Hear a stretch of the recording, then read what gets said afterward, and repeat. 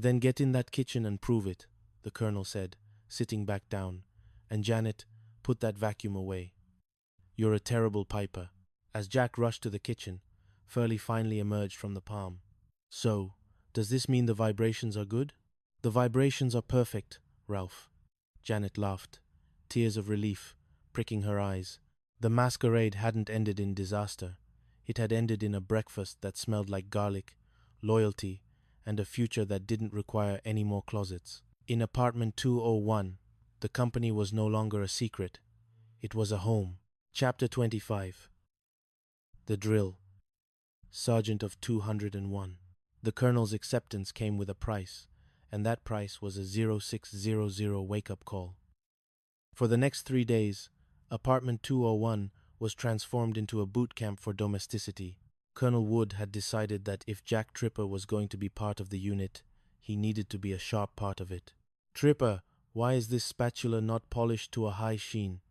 the colonel barked, standing over Jack as he attempted to poach an egg. "And you, Snow, why are your slippers not aligned at a 45-degree angle from the bedpost?"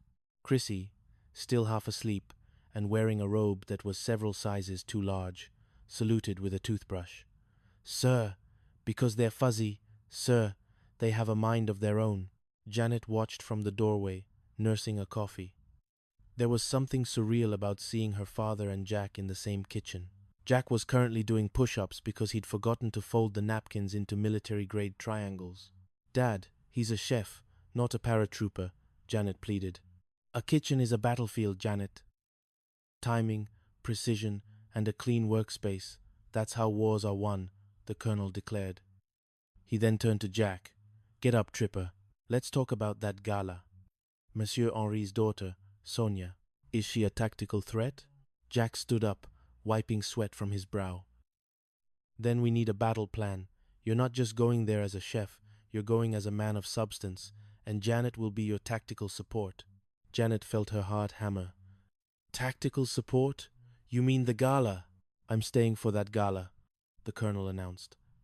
"I want to see the Tripper Special in action, and I want to see how my daughter represents the family name."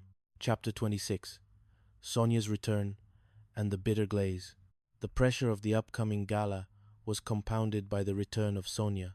She arrived at the apartment for a menu finalization session, accompanied by an air of elegance that made the hula lamp look even more out of place than usual. "Jack, darling," Sonia said, gliding across the room and placing a hand on Jack's arm. "Monsieur Henri is insisting on the plum glaze, but I told him it needs a bit more fire, more passion. Like you." Janet, who was currently polishing the coffee table under her father's watchful eye, felt a surge of cold fury. The colonel, sitting in the armchair like a gargoyle, narrowed his eyes. "Fire, you say?" the colonel grunted. "In my experience, too much fire just leads to a scorched earth policy." Sonia looked at the colonel, then back at Jack. "And who is this charming gentleman, your security detail?" "This is Colonel Roland Wood," Jack said, his voice a pitch higher than usual. "Fascinating," Sonia purred. "Well, Jack, let's go to the kitchen. I want to see you work that fire." As they retreated, Janet found herself standing next to her father. "She's making a move on your perimeter, Janet," the colonel whispered. "I know, Dad," Janet sighed. "But what am I supposed to do? I'm just tactical support, remember? Nonsense. A good officer knows when to counterattack. You're not tactical support. You're the objective. Now, go in there and give that Kritiku something to think about." Janet grabbed a bowl of sunflowers and marched into the kitchen. "Jack, I thought these might provide a bit of wholesome inspiration for the table setting." Sonia's smile didn't reach her eyes. "Sunflowers, Janet? How rustic." "They're hardy," Janet replied, meeting Sonia's gaze. "They can survive a lot of heat." Chapter 27. A Tactical Error. The night before the gala, Larry Dallas decided to help Jack one last time. He cornered Jack at the Regal Beagle, while the colonel was busy inspecting the building's fire escape with Ralph Furley. "Jack, you need an edge," Larry whispered.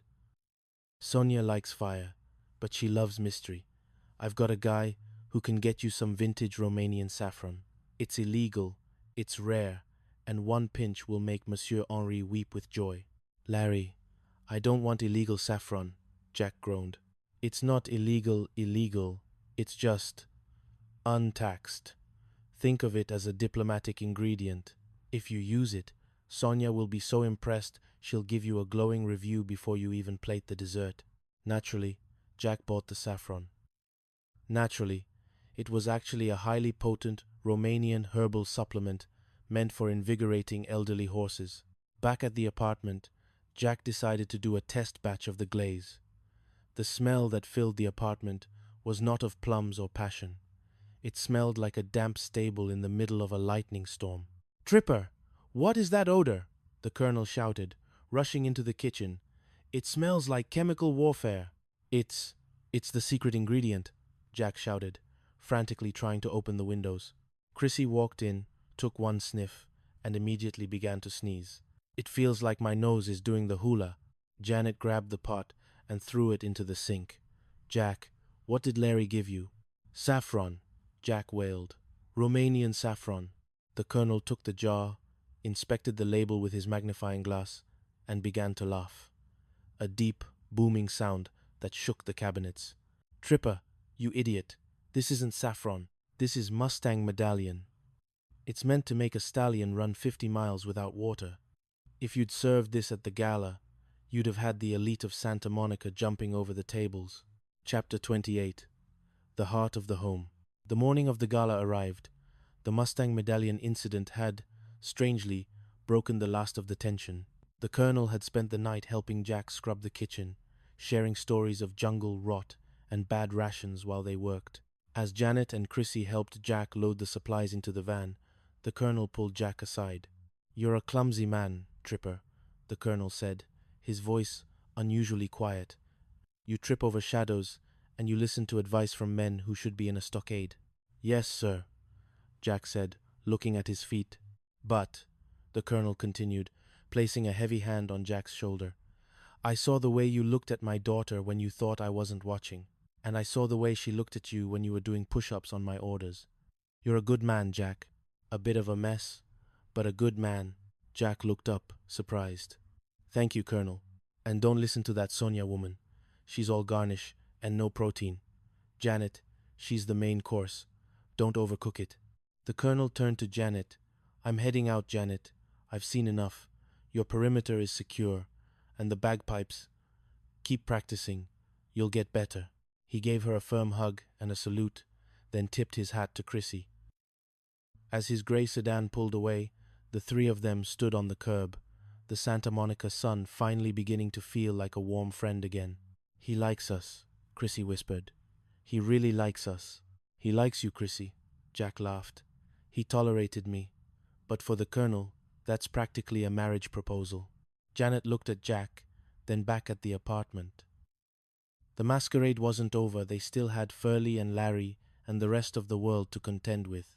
But as they headed back up to 201 to prepare for the biggest night of Jack's life, it didn't feel like they were hiding anymore.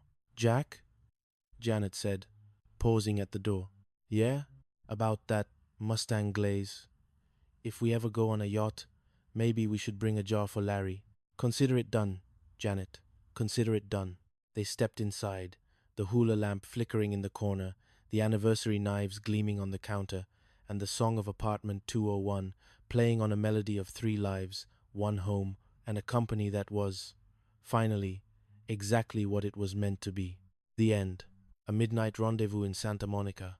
Based on the Chronicles of Apartment 201. Chapter 1.